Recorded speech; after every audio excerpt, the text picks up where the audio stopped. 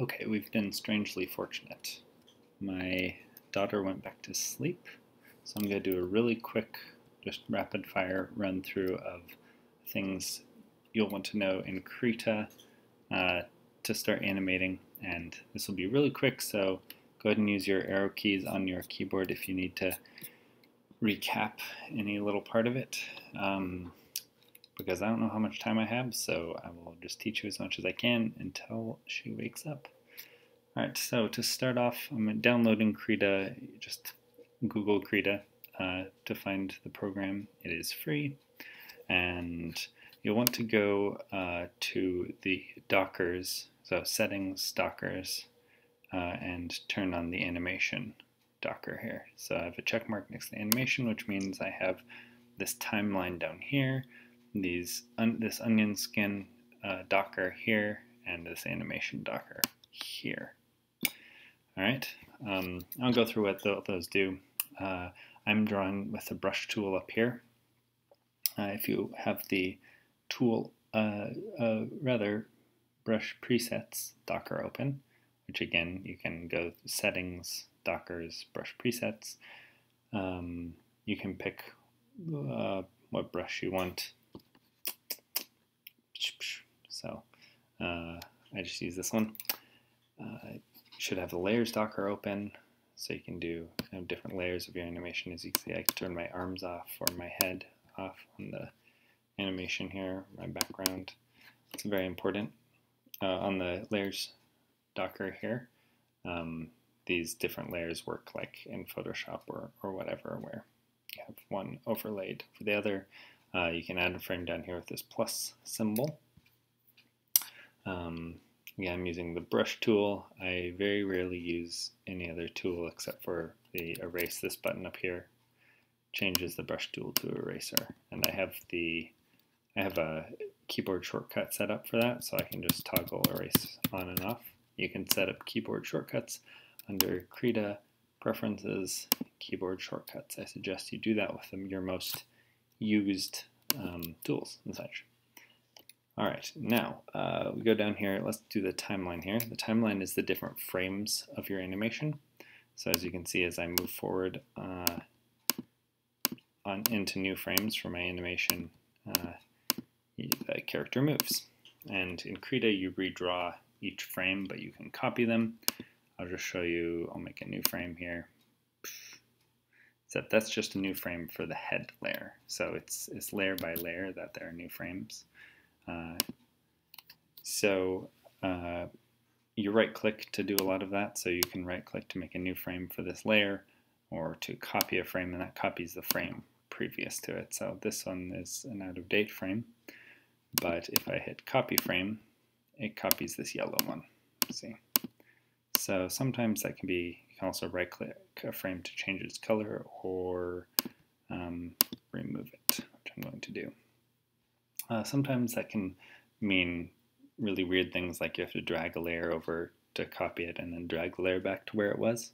I mean the frame. Drag the frame over and then drag the frame back to where it was. But you can just click and then drag frames to move them around. So that's how you do that. Alright, so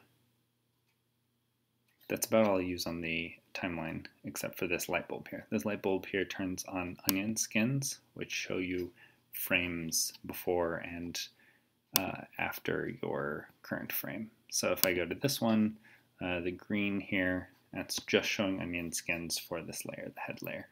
The green is the, zoom in, green is the stands for frames that come after the current frame, and red stands for frames that come before the current frame.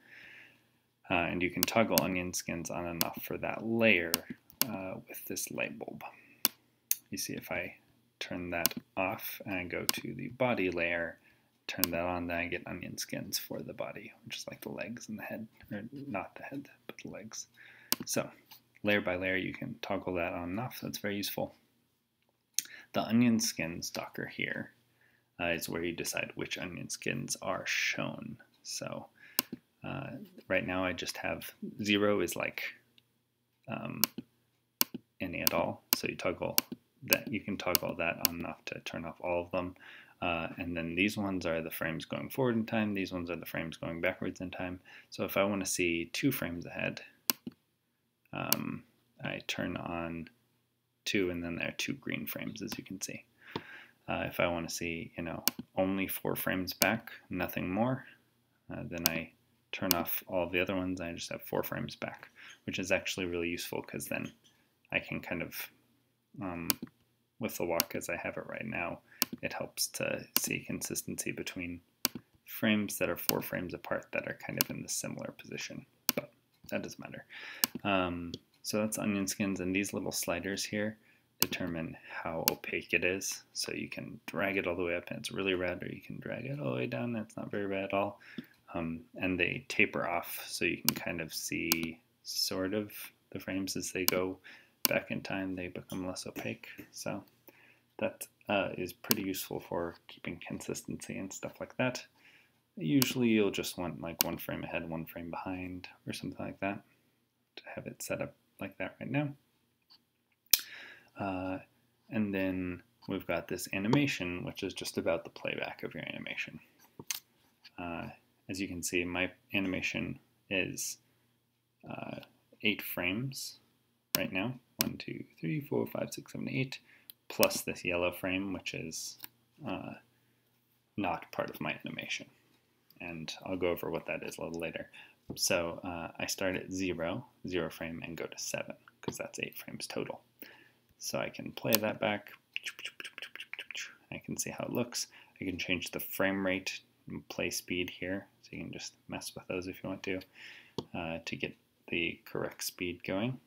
But if I wanted to just see, a couple frames, I could turn it down to 0, end on 1, and I just see 2 frames. Whoosh, dancing a jig for whatever reason. I set that back to 7. So this yellow frame, in fact, I'm going to update this. I'm going to remove it. So the animation loops.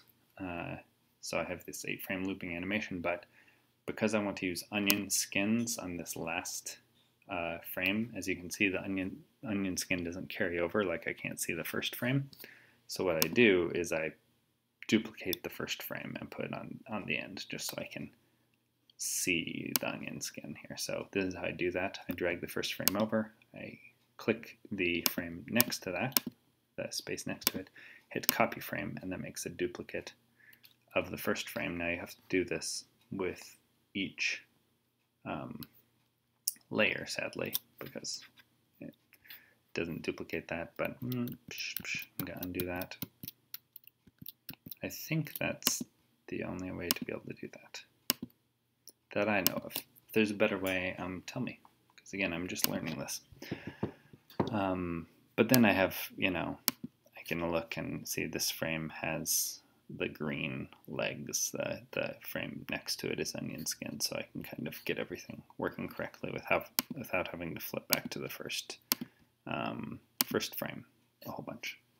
So there's that, and that is most of what I use in Krita. Of course, there's also like outline selection tool here, which allows you to draw around pieces and move them around. The move tool up here, which lets you move things around, which is handy. I'll go over really quickly. There's an additional frame there. See ya. The layers. Using layers in animation is pretty handy because you can kind of move things independently from each other, and so I use a couple layers. Like my arms are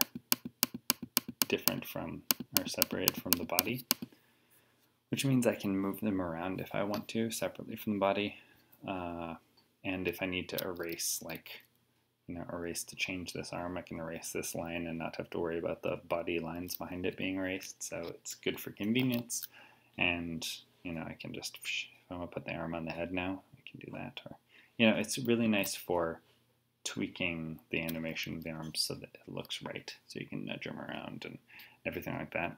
And the arms have their own frames, so as you can see, they're not multicolored because I didn't change them into the colors I have on the body animation. So this takes a little getting used to, that each layer has its own set of frames. It doesn't just copy, it doesn't create frames. So you have to create separate frames for each layer, which I have done. And each layer moves independently. So if I want the head to, bounce up into the air in this frame, I can move that, and then pop. On that frame, the head would bounce up like that, and I would have to, cut it out or erase it or anything like that. It's really nice for tweaking your animation. Put that head back where it belongs, and I believe that's about it. Now, I'm sure there are things that I've forgotten about, missed, whatever, but this is what you need to get started. I guess there's also like color selecting and stuff. There's a palette Docker and advanced color selector Docker, so you can select your colors, but don't worry about colors when you're just starting out. Just draw with a black or dark gray and go with it.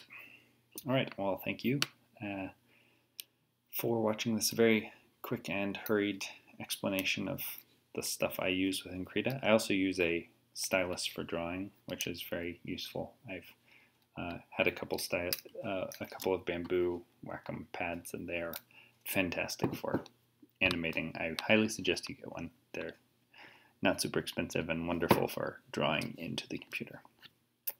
So that's it. If you have any questions, let me know. Leave a comment or whatever, and I will answer them in the next live video while my daughter is taking a nap. All right, have a good day.